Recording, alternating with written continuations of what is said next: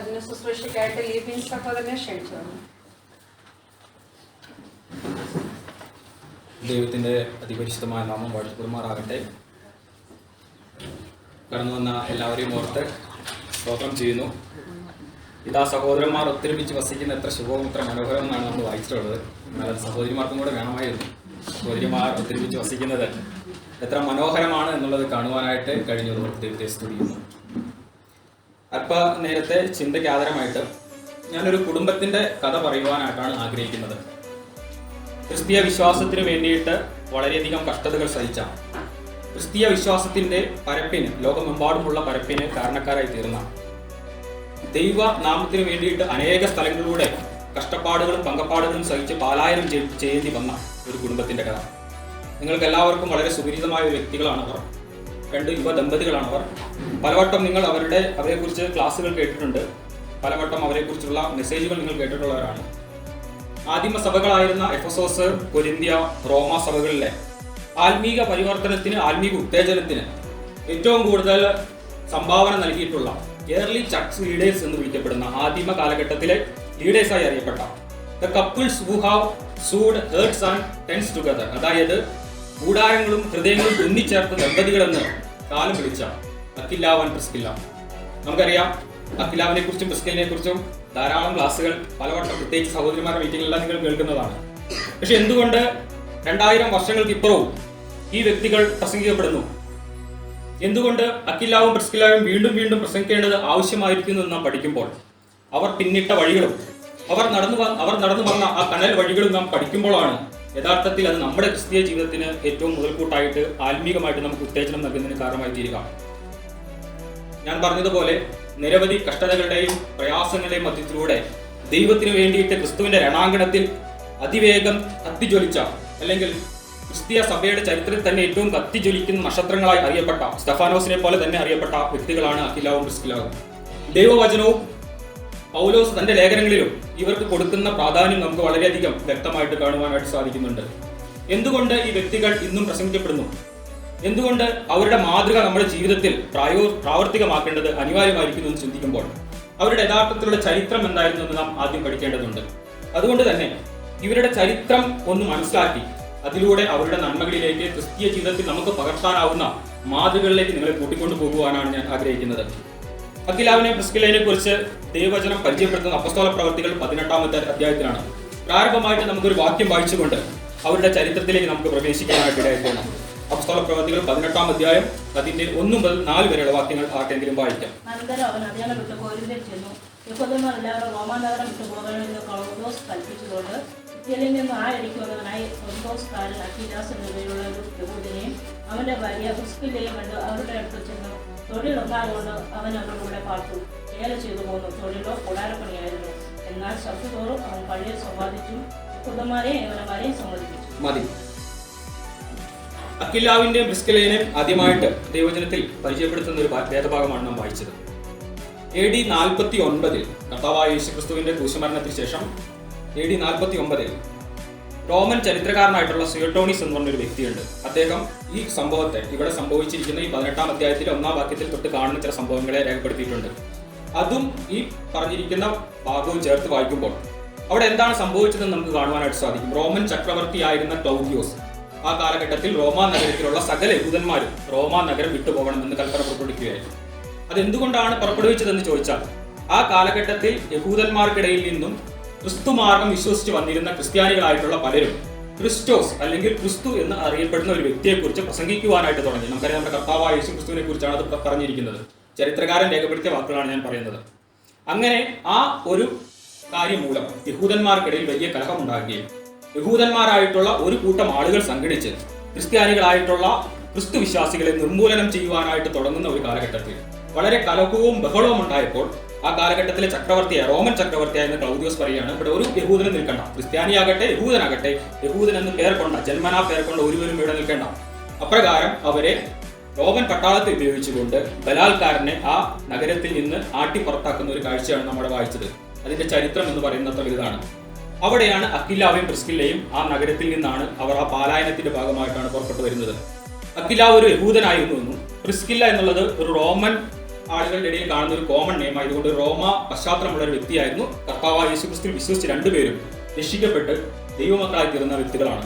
എന്നാൽ ഈ വലിയ ഒരു കഷ്ടത, ഒരു കൂട്ടപാലായനം മൂലം തങ്ങളുടെ തൊഴിൽ, തങ്ങളുടെ ബിസിനസ് എന്ന് പറയുന്നത് കൂടാരപ്പണിയാണെന്ന് പറയുന്നുണ്ട്, അതിട്ടുകൊണ്ട് അവർക്ക് ജീവനം കൊണ്ട് ഓടേണ്ട അവസ്ഥ വന്നു. നമുക്കറിയാം, ഇന്ന് അമേരിക്കയിൽ നിന്ന് അനധികൃതമായിട്ട് കുടിയേറുന്നവരെ കാലിൽ ചങ്ങലേക്ക് ഇട്ട് എത്ര കഷ്ടതയോടെയാണ് മറ്റുള്ള രാജ്യങ്ങളിലേക്ക് കടത്തിവിടുന്നത് നമുക്ക് കാണാൻ സാധിക്കുമെങ്കിൽ അന്ന് ഒരു സൈഡിൽ യഹൂദരായിട്ടുള്ള ആളുകൾ ക്രിസ്ത്യാനികളെ തെരഞ്ഞു പിടിച്ച് കൊല്ലുകയാണ്.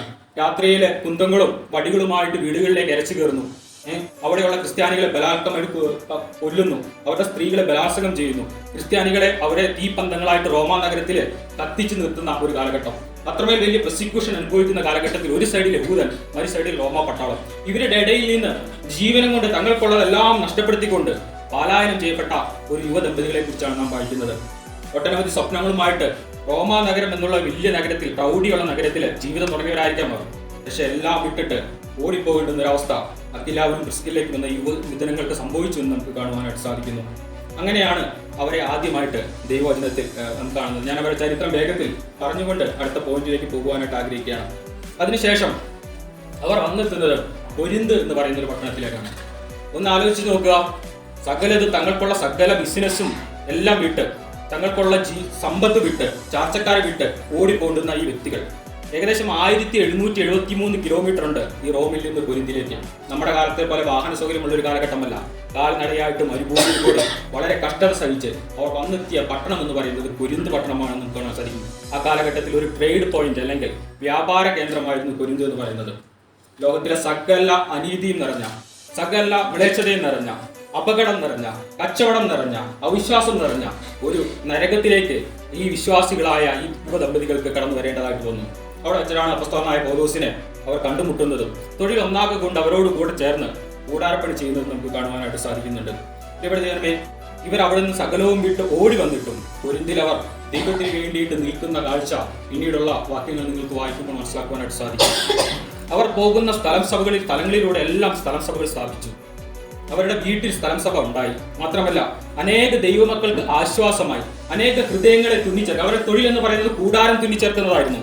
എന്നാൽ കൂടാരത്തെക്കാൾ അവർ തുന്നിച്ചേർത്തത് അനേക ദൈവമക്കളുടെ ഹൃദയങ്ങളായിരുന്നു എന്ന് നമുക്ക് കാണുവാനായിട്ട് സാധിക്കും. പോകുന്ന സ്ഥലങ്ങളിലെല്ലാം അനേക ആശ്വാസമായിട്ട് അഖിലാവിനെയും പ്രിസ്കില്ലയെയും ദൈവം ഉപയോഗിച്ചു എന്നുള്ളത് കൊരിന്തിൽ നിന്നും കാണാൻ സാധിക്കും. കൊരിന്തിൽ പൗലോസ് ധാരാളം കഷ്ടതകൾ അനുഭവിക്കുന്നതായിട്ട് നാം കാണുന്നുണ്ട്. ആ കഷ്ടതകളിലെല്ലാം അവന് പങ്കാളികളായിട്ട് അഖിലാവും പ്രിസ്കില്ലയും ഉണ്ടായിരുന്നു എന്നുള്ളത് നാം ചരിത്രത്തിൽ നിന്ന് മനസ്സിലാക്കുന്നു. എന്നാൽ നമ്മുടെ മനസ്സിലാക്കേണ്ട ഒരു കാര്യമുണ്ട്. ദൈവം അവരവിടെയും നിർത്തിയില്ല. വീണ്ടും അവർക്ക് ഓടേണ്ടതായിട്ട് വന്നു. നമുക്കറിയാം, ഒരു ബിസിനസ് വിട്ടിട്ട് വരിക എന്ന് പറയുന്നത് എളുപ്പമുള്ള കാര്യമല്ല. ഒരു സ്ഥലത്ത് നിന്ന് നമ്മൾ ഒരു ആശാരി വേറെ സ്ഥലത്തേക്ക് ചെല്ലുന്നു.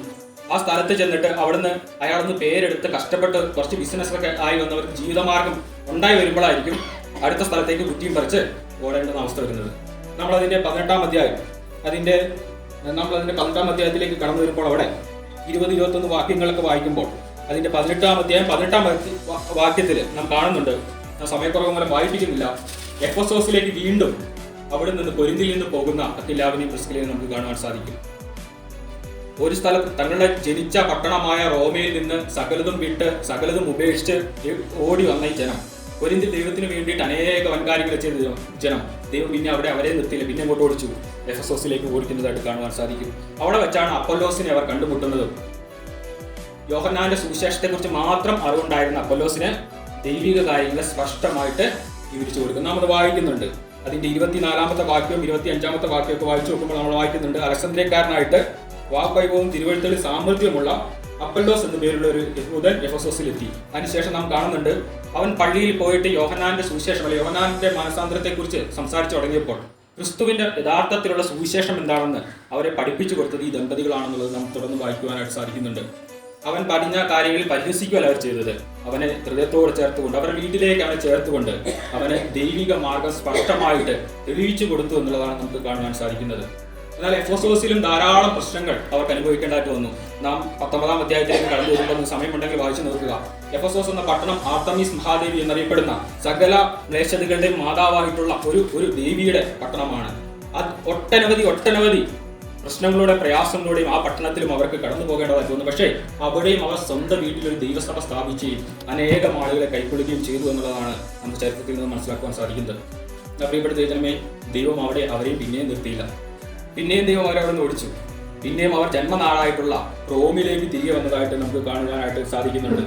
AD 55 ആ രാജാവായിരുന്ന ക്ലൗദിയോസ് മരിക്കുകയും പിന്നീട് നീറോ ചക്രവർത്തി അവിടെ അധികാരത്തിൽ വരികയും ചെയ്തു എന്നാണ് ചരിത്രം രേഖപ്പെടുത്തുന്നത്.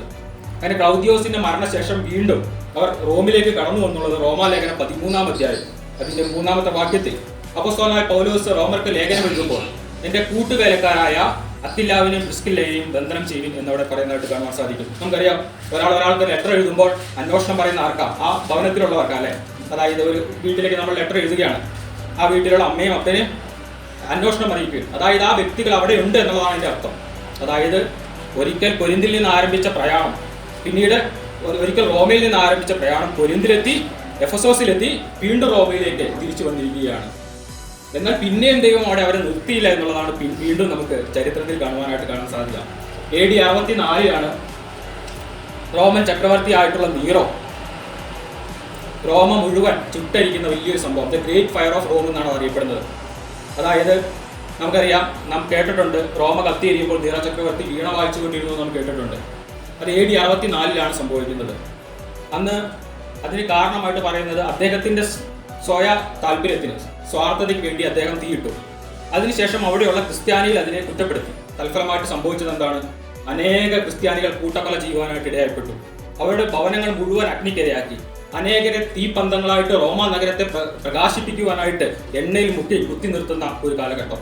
അത്രമേൽ വലിയ കൊടിയ പീഡനങ്ങൾ അനുഭവിക്കുന്ന ഒരു കാലഘട്ടമാണ് AD 64 എന്ന് നമുക്ക് കാണുവാൻ സാധിക്കും.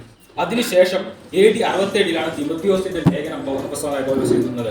2 തിമോത്തിയോസ് 4-ാം അധ്യായം അതിന്റെ 19-ാമത്തെ വാക്യത്തിൽ നാം അവിടെ കാണുന്നുണ്ട്. ഒന്ന് വായിക്കാം നമുക്ക്. 2 തിമോത്തിയോസ് 4-ാം അധ്യായം അതിന്റെ 19-ാമത്തെ വാക്യം.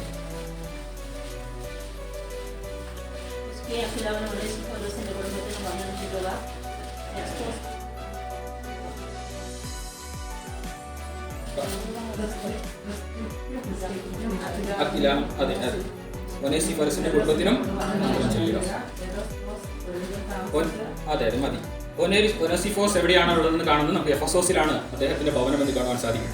വീണ്ടും റോമിൽ നിന്ന് അവരെങ്ങോട്ട് വന്നു, എഫെസോസിലേക്ക് വന്നു. പക്ഷെ ഇപ്രാവശ്യം അവർക്ക് വീട്ടിൽ സഭയുള്ളതായിട്ട് അവിടെ കാണാനായിട്ട് സാധിക്കുന്നില്ല.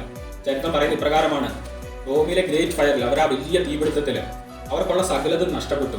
ഇന്ന് ആരോരും ഇല്ലാത്തവരായിട്ട് ഒരുപക്ഷെ ഒനേസിഫോറസിന്റെ ഭവനത്തിൽ ഈ ദമ്പതികൾ അഭയം തേടിയിട്ടുണ്ടാകും.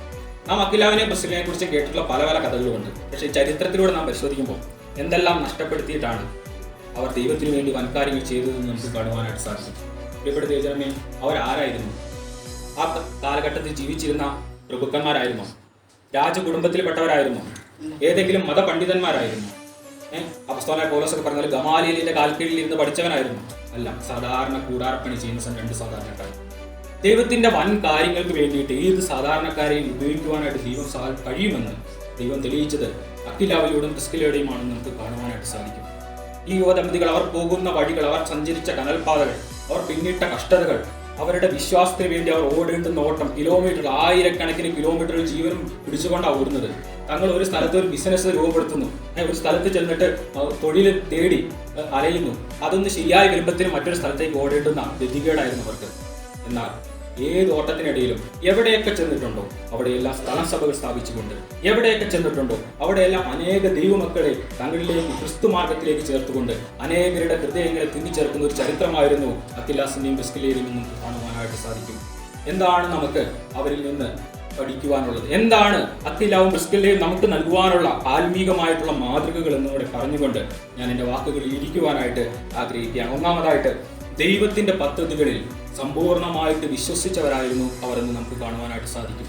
ഞാൻ പറഞ്ഞതുപോലെ റോമാ നഗരത്തില് നല്ലൊരു ജീവിത സ്വപ്നം കണ്ടിട്ടായിരിക്കും ആ ദമ്പതികൾ അവരുടെ ജീവിതം തുടങ്ങിയത്. എന്നാൽ സകലതും നഷ്ടപ്പെടുത്തിക്കൊണ്ട് ജീവനം കൊണ്ട് ഒരു പ്രാവശ്യം ഓടേണ്ടതായിട്ട് വന്നു. പിന്നീട് തുടരെ പല സ്ഥലങ്ങളിൽ നിന്ന് ദൈവം അവരെ ഓടിച്ചുകൊണ്ടേയിരുന്നു.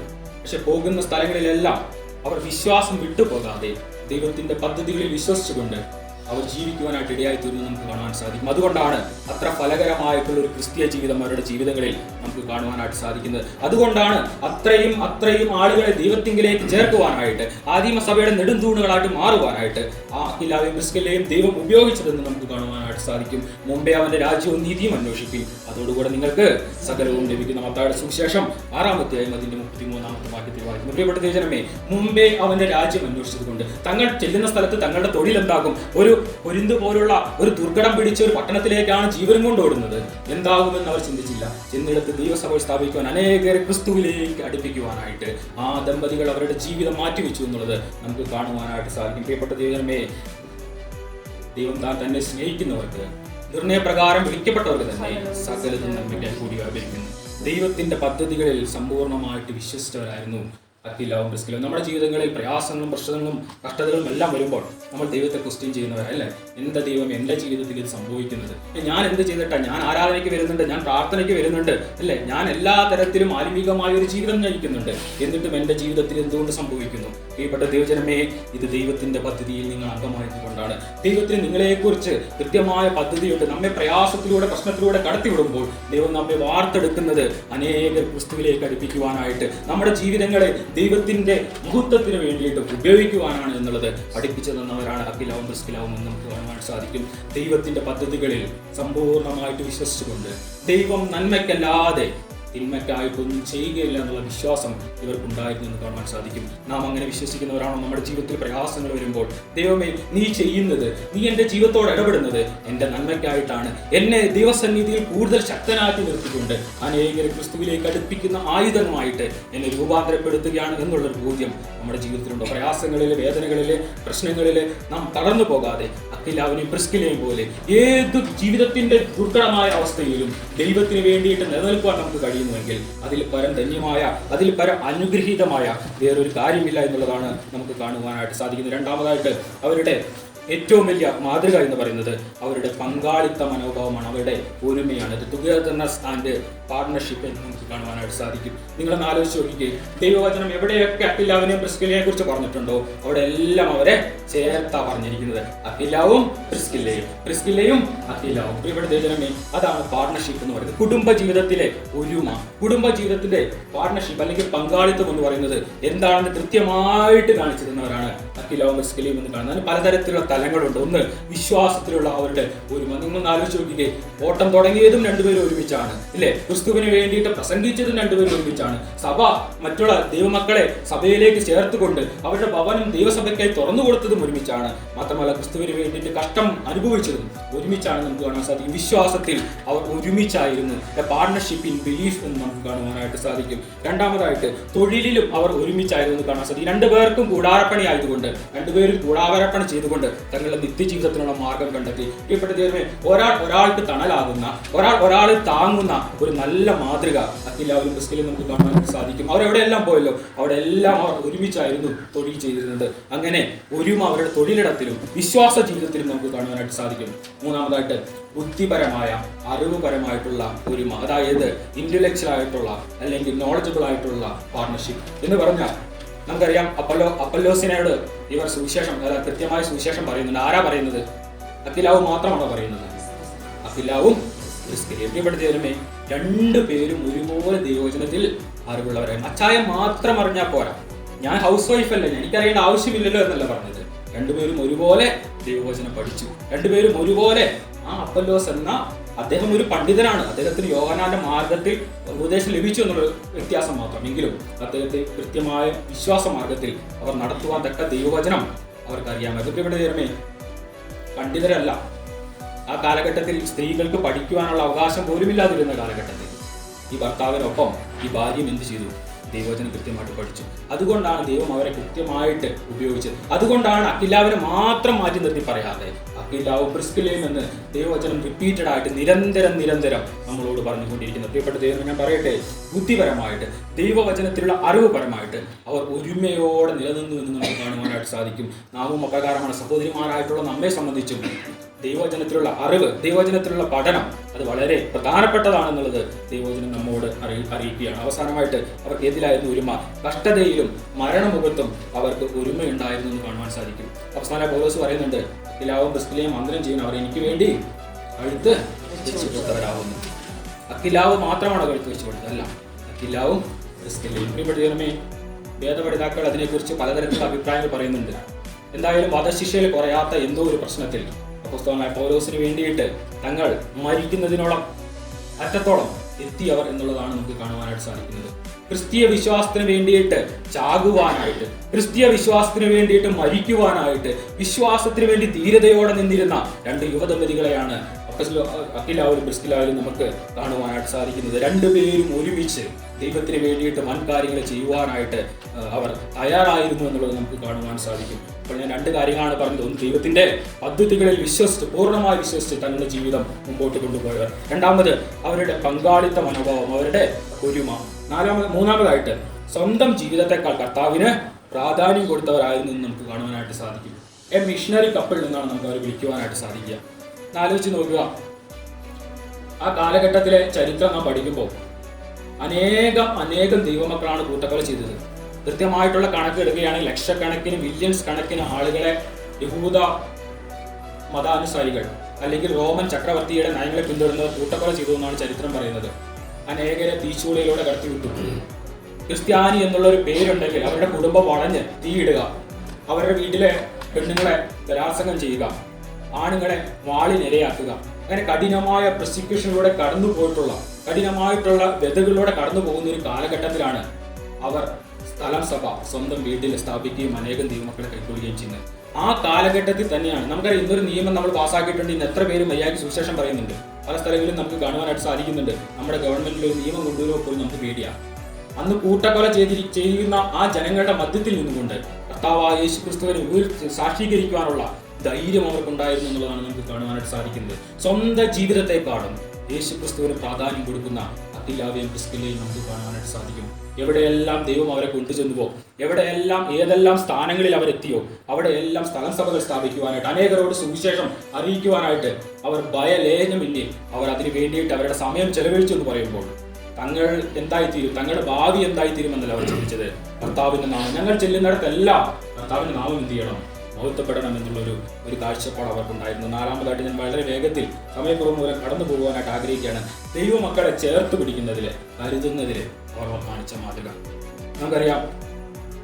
അപ്പസ്തലനായ പൗലോസിനെ അവർ എന്ത് ചെയ്തു, ചേർത്ത് കൊണ്ടു. അപ്പസ്തലനായ പൗലോസ് അവിടെ നിന്ന് വരുന്ന, അഥേനയിൽ നിന്ന് വരുന്ന, നിങ്ങൾ അതിനു മുമ്പുള്ള ചരിത്രം അല്ലെങ്കിൽ അവിടെ അപ്പസ്തല പ്രവർത്തനത്തിൽ വായിച്ചു നോക്കിയാൽ കാണാൻ സാധിക്കും. വളരെ തകർന്ന ഒരു ഹൃദയത്തോടെ അപ്പസ്തലനായ പൗലോസ് അഥേനയിൽ നിന്ന് വരുന്നത്. അദ്ദേഹം പ്രസംഗിച്ചിട്ടും പലരും അദ്ദേഹത്തിന്റെ പ്രസംഗം പരിഹാസത്തോടെയാണ് അദ്ദേഹത്തെ ഏറ്റെടുത്തത്. അങ്ങനെ തകർന്നവനായി ഒരിതിലേക്ക് കടന്നു വന്ന അദ്ദേഹത്തോടൊപ്പം ചേർന്നുകൊണ്ട്, അദ്ദേഹത്തെ ചേർത്തുകൊണ്ട് അവരോട് കൂടെ താമസിച്ച് വേല ചെയ്യുന്ന ഒരു ദമ്പതികളെ നമുക്ക് കാണാൻ സാധിക്കുന്നത്. അതിനുശേഷം വളരെ ശക്തമായ രീതിയിൽ അപ്പസ്തലനായ പൗലോസ് എഴുന്നേറ്റ് വരികയും പ്രസംഗിക്കുകയും ചെയ്യുന്നത് കാണാൻ സാധിക്കും. അതിന് മൂല കാരണമായിട്ട്, അതിന് അടിസ്ഥാനമായിട്ട് ഒരുപക്ഷെ ഈ ദമ്പതികളുടെ ഇടപെടൽ ഉണ്ടായിരിക്കാം. അതുപോലെ തന്നെ അപ്പല്ലോസിന്റെ കാര്യം ഓർത്ത് നോക്ക്. ദൈവമാർഗത്തിൽ അവനെ ചേർത്തുകൊണ്ട്, ഇല്ലേ, അവനെ പരിഹസിക്കാതെ അവനെ ചേർത്തുകൊണ്ട് അവന് ദൈവിക മാർഗം അധികമായിട്ട് സ്പഷ്ടമായിട്ട് തെളിയിച്ചു കൊടുക്കുന്നു. മാത്രമല്ല അവരുടെ സ്ഥലം സഭ, അവരുടെ സ്വന്തം വീട് ദൈവത്തിന്റെ മക്കൾക്കായിട്ട് അവർ തുറന്നു കൊടുക്കും. ദൈവമക്കളെ ചേർത്ത് പിടിക്കുന്നതിൽ, കരുതുന്നതിൽ ഏറ്റവും മുമ്പിൽ നിന്ന രണ്ട് ദമ്പതികളായിരുന്നു അക്കിലാവും പ്രിസ്കിലയും നമുക്ക് കാണാൻ സാധിക്കും. ദൈവം നമുക്ക് ഭവനങ്ങളെ നൽകിയിട്ടുണ്ട്, ദൈവം നമുക്ക് സാഹചര്യങ്ങളെ നൽകിയിട്ടുണ്ട്. ദൈവമക്കളെ നാം ചേർത്ത് പിടിക്കുന്നതിൽ, അവരെ കരുതുന്നതിൽ, അവരുടെ കഷ്ടതകളും പ്രയാസങ്ങളുടെ മധ്യത്തിൽ അവരെ ചേർത്ത് പിടിക്കുന്ന നാം എത്രത്തോളം മുന്നിലാണെന്ന് നാം സ്വയമേ നാം വിശകലനം ചെയ്യേണ്ടത് ആവശ്യമാണ്. പ്രിയപ്പെട്ട ദൈവജനമേ, ദൈവം നമുക്ക് തന്നിരിക്കുന്ന നമ്മുടെ ജീവിതം അത് ദൈവ മക്കളെ ചേർത്ത് പിടിക്കുവാനായിട്ട്, അവരെ കരുതുവാനായിട്ട് നാം ഉപയോഗിക്കണം എന്നുള്ളൊരു മാതൃകയും ഇവിടെ നമുക്ക് കാണുവാനായിട്ട് സാധിക്കും. എത്ര സാധാരണക്കാരായ മനുഷ്യരെയും ദൈവത്തിന് വൻകാര്യങ്ങൾക്കായിട്ട് ഉപയോഗിക്കാൻ കഴിയുമെന്നുള്ള വലിയ കാഴ്ചപ്പാടാണ് നമുക്കിവിടെ കാണുവാനായിട്ട് സാധിച്ചത്. സാധാരണ ടെന്റ് മേക്കേഴ്സ് ആയിരുന്നു അവർക്ക് ദൈവത്തിന് വേണ്ടിയിട്ട് ധാരാളം വൻകാര്യങ്ങളെ ചെയ്യുവാനായിട്ട് ഇടയായിത്തീരുന്നു. അഞ്ചാമതായിട്ട് അവരുടെ ഒരു വലിയ മാതൃക എന്ന് പറയുന്നത്, ഞാൻ ആദ്യം പറഞ്ഞതുപോലെ ദൈവത്തിന് വേണ്ടിയിട്ട് ധൈര്യമായിട്ട് നിന്നിരുന്ന കുടുംബമാണ്. 2 കൊരിന്ത്യർ നമ്മൾ 4-ാം അധ്യായം അതിന്റെ 16-ാമത്തെ വാക്യത്തിലേക്ക് വായിക്കും. നമുക്കൊന്ന് വായിക്കാം. 2 കൊരിന്ത്യർ 4-ാം അധ്യായം അതിന്റെ 16-ാമത്തെ വാക്യം. ഇവരുടെ എല്ലാം ജീവിതങ്ങൾ കണ്ടുകൊണ്ടാണ് അപ്പോസ്തലനായ പൗലോസ് അവിടെ കൊരിന്ത്യർക്ക് ലേഖനം എഴുതുമ്പോൾ അദ്ദേഹം പറയുക, ആ ബഹുവചനത്തിലാണ് പറഞ്ഞിരിക്കുന്നത്. അവിടെ പറയുകയാണ് 2 കൊരിന്ത്യർ 4-ാം അധ്യായം അതിന്റെ 16-ാമത്തെ വാക്യം. അതുകൊണ്ട് ഞങ്ങൾ അധൈര്യപ്പെടാതെ ഞങ്ങളുടെ പുറമെയുള്ള മനുഷ്യൻ ജയിച്ചു പോകുന്നുണ്ടെങ്കിൽ ഞങ്ങളുടെ അടിമയുള്ളവൻ നാൾക്കുനാൾ കൊടുക്കുക പ്രാപിക്കുന്നു. അതെ, അവിടെ പറയുകയാണ്, അതുകൊണ്ട് ഞങ്ങൾ അധൈര്യപ്പെട്ടു പോകുമെങ്കിലും ഞങ്ങളുടെ അകമുള്ള മനുഷ്യൻ നാൾക്കുനാൾ എന്ത് ചെയ്യുന്നു? ഒതുക്കം പ്രാപിക്കുന്നു. പ്രിയപ്പെട്ട ജനമേ, അധൈര്യപ്പെട്ടു പോകാവുന്ന അനേകം സന്ദർഭങ്ങളിലൂടെ അവർക്ക് നടന്നു പോകേണ്ടി വന്നത്. നമ്മളൊന്നും ഓടേണ്ടതായിട്ട് വന്നിട്ടില്ല. നമ്മളൊന്നും ഉള്ള നാടും ജനിച്ച വീടും വിട്ടുകൊണ്ട് ജീവനം പിടിച്ച് ദൈവത്തിന് വേണ്ടിയിട്ട് ഓടേണ്ടതായിട്ട് ഇതുവരെയും വന്നിട്ടില്ല. എന്നാൽ ഈ യുവദമ്പതികൾ അവർക്ക് പല സ്ഥലങ്ങളിലൂടെ അനേകം 1000 കിലോമീറ്ററുകൾ പലായനം ചെയ്യേണ്ടതായിട്ട് വന്നു. പക്ഷേ അധൈര്യപ്പെട്ടു പോകാവുന്ന ഒരു വശത്ത് മരണം മുമ്പിൽ നിൽക്കുന്നു, മറുവശത്ത് ഉപജീവനത്തിനുള്ള മാർഗം എന്താണെന്ന് അറിയാതെ നിൽക്കുന്നു. ഒരു വശത്ത് ആയിരക്കണക്കിന് ആളുകൾ അവരെ പിന്തുടരുന്നു, മറുവശത്ത് സുവിശേഷത്തിന് വേണ്ടിയിട്ട് കഷ്ടത സഹിക്കുന്നു, പട്ടിണി സഹിക്കുന്നു, ദാരിദ്ര്യം സഹിക്കുന്നു. എന്തൊക്കെ ഉണ്ടായാലും അവർ മുറുകെ പിടിച്ച ഉപനിധി അവർ കാത്തുകൊണ്ടു എന്നുള്ളതാണ് അവരുടെ ജീവിതത്തിൽ നിന്നും കാണുവാനായിട്ട് സാധിക്കുന്ന മാതൃക.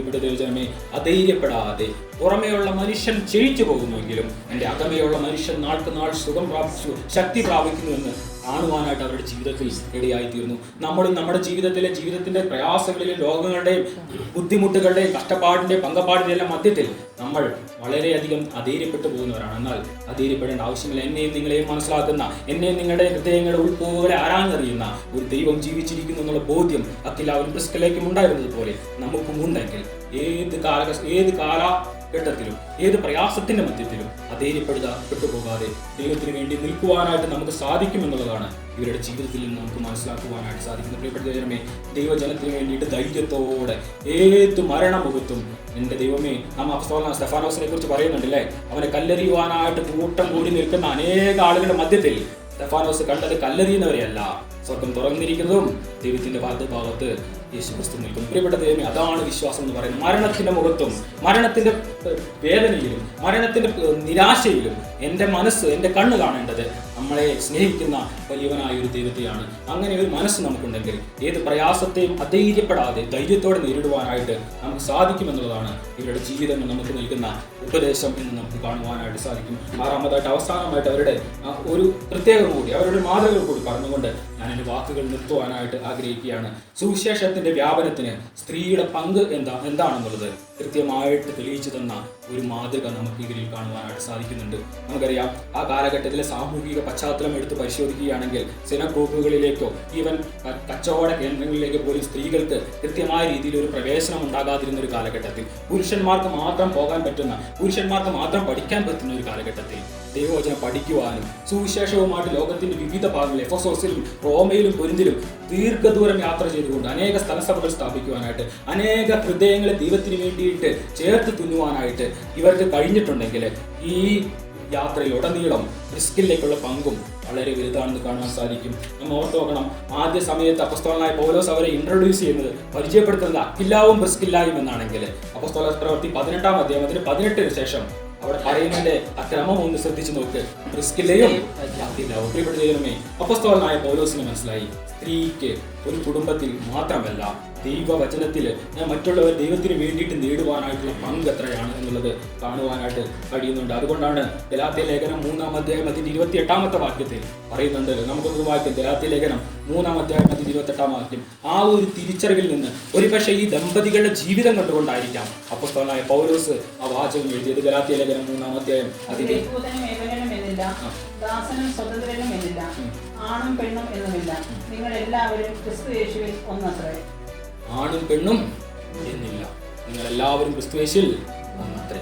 ആരുടെ ജീവിതം കണ്ടിട്ടാ? എല്ലാവരുടെയും ക്രിസ്തുവിന്റെയും ജീവിതം കണ്ടിട്ട്. ഒരു സ്ത്രീക്ക്, ഒരു സഹോദരിക്ക് ദൈവനാമത്തിന്റെ മഹത്വത്തിന് വേണ്ടിയിട്ട് എത്രത്തോളം നിൽക്കുവാൻ സാധിക്കുമെന്ന് വ്യക്തമായിട്ട് കാണിച്ചു തന്ന ജീവിതമായിരുന്നു പ്രിസ്കില്ലയുടെ. പ്രിസ്കില്ലയുടെ ജീവിതം സഹോദരിമാരായിട്ടുള്ള എല്ലാവർക്കും ഒരു വലിയ വെല്ലുവിളിയാണ്. എത്ര പ്രയാസത്തിലൂടെയാണ് നമുക്ക് അവർ കടന്നു പോകുന്നതെന്ന് ചിന്തിച്ചു കൊണ്ടിരിക്കുന്നത്. ജീവിക്കുവാനുള്ള വരുമാന മാർഗമില്ല, ഏത് സമയത്തും കൊല്ലപ്പെടാം. ആ അവസ്ഥയിലും ഭർത്താവിനോട് ചേർന്ന് നിന്നുകൊണ്ട് ദൈവവചനത്തിന്റെ വ്യാപ്തിക്കായിട്ട് ലോകം മുഴുവൻ സഞ്ചരിച്ച ദമ്പതികൾ. ഒരിക്കൽ നമ്മളിങ്ങനെ വിചാരിക്കുക, ഭാര്യ വിചാരിക്കുകയാണ്, എനിക്ക് വരാൻ സാധിക്കില്ല, എനിക്ക് ഈ കഷ്ടത്തിലൂടെ പ്രയാസത്തിലൂടെ പോകാൻ പറ്റില്ല എന്ന് പറഞ്ഞാൽ ഇവിടെ അക്വിലാവും പ്രിസ്കില്ലയും ഇന്നിവിടെ ചരിത്രത്തിൽ കാണുന്നു. ദൈവവചനം ഒരുപക്ഷെ അവിടെ അവരെക്കുറിച്ച് രേഖപ്പെടുത്തുവാനുള്ള സാധ്യത പോലുമില്ല. പക്ഷെ രണ്ടുപേരും ഒരേ മനസ്സോടെ, രണ്ടുപേരും ഒരേ ലക്ഷ്യത്തോടെ, എന്തെല്ലാം പ്രയാസങ്ങൾ എൻ്റെ ജീവിതത്തിൽ വന്നാലും, എന്തെല്ലാം കഷ്ടതകൾ എൻ്റെ ജീവിതത്തിൽ ദൈവം അനുവദിച്ചാലും അത് ദൈവത്തിൻ്റെ ഹിതമാണ്. എൻ്റെ ഉത്തരവാദിത്വം എന്ന് പറയുന്നത് ദൈവരാജ്യത്തിന്റെ വ്യാപനമാണ് എന്നുള്ള ഒരു കാഴ്ചപ്പാട് അവർക്കുണ്ടായിരുന്നു എന്ന് കാണാൻ സാധിക്കും. അതുകൊണ്ടാണ് പറയുന്നത് പ്രിസ്കില്ല അനേകം സ്ത്രീ കഥാപാത്രങ്ങളെ നമുക്ക് ദൈവവചനത്തിൽ കാണുവാനായിട്ട് സാധിക്കുന്നുണ്ട്. നമുക്കറിയാം, ദൈവത്തിന് വേണ്ടി വൻകാര്യങ്ങൾ ചെയ്ത അനേകം സ്ത്രീ പാത്രങ്ങളിൽ ഒരാളായിട്ട് പ്രിസ്കില്ല മാറിയത് ഞാനൊരു പെണ്ണായതുകൊണ്ട്, ഞാനൊരു സ്ത്രീ ആയതുകൊണ്ട്, ഞാൻ ഇതിൽ പങ്കാളിയല്ല എന്നുള്ള മനോഭാവമല്ല, ഇതെന്റെയും പങ്കാളിത്തമാണ്.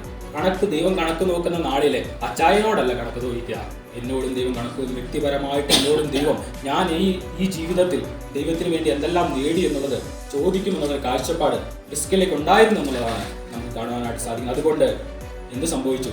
പിന്നീട് ദൈവവചനം പരിചയപ്പെടുത്തുമ്പോൾ ആദ്യം പ്രിസ്കില്ല വന്നു, പിന്നെ അക്വില വന്നു.